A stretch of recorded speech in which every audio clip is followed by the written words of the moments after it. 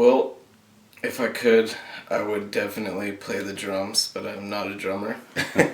And that is the one thing, you know, I can, a lot of my recordings are actually me playing the bass or me playing guitar, you know, but then there's that drums, and I always have to have a program to do that, you know, so, and, you know, you know what rhymes with drummer?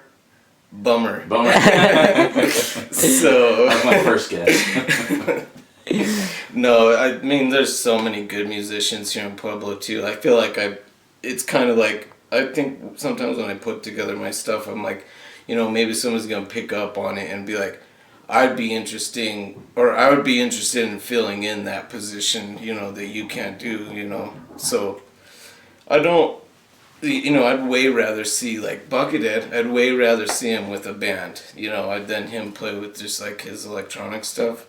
But I can see why he does it. He can constantly make music, you know, it's like, kind of like Bach or Beethoven, you know, they constantly had, like, their music being made, like, I don't think they really ever had to worry about who was playing it. Or I'm sure they did. You know, I'm sure there's like, this guy doesn't have the chops to play my song, you know, or something like that. But it's just, and it's if you notice, like a lot of the popular musicians now are solo artists. It seems like it's kind of, you know, people, I guess in a way, you know, you might make more money that way too if you actually like went and made it and you were doing it all on your own. But I don't really see that as my drive. It's just trying to make as much music as I can as fast as I can.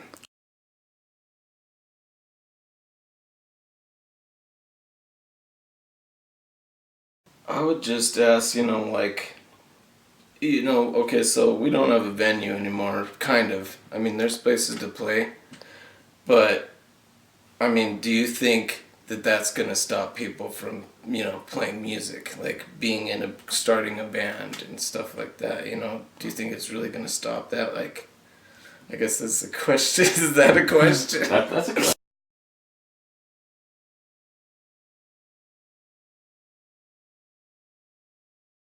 Well, I won't lie, is Buckethead.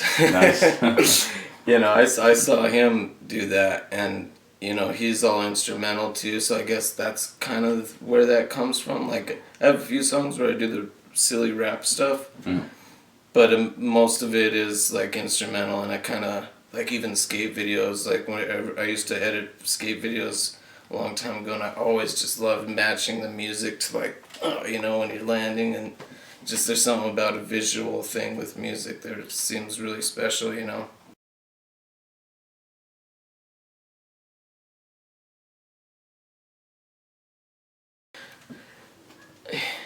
You know, it's weird because I mean, I like Nirvana a lot, but is it the New York, like Live in New York Unplugged. MTV Unplugged, Unplugged?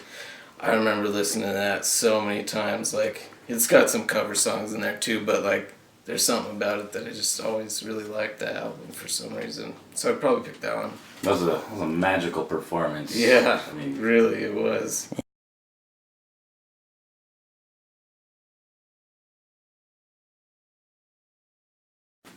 Steve Martin on the nice. banjo. Nice. Paul Gilbert, I guess I'd say Mr. Big, Okay. which is an odd one to say, I guess. But Paul Gilbert's a beast. Yeah, I love it. So, let's see, Steve Martin, Paul Gilbert, Buckethead. Mm-hmm. Gosh, I guess maybe even like Nirvana and the Beatles. Is that 5? That's a good lineup. That is a really good It's lineup. like weird shred craziness, and then if I had 6, it'd be Primus would be.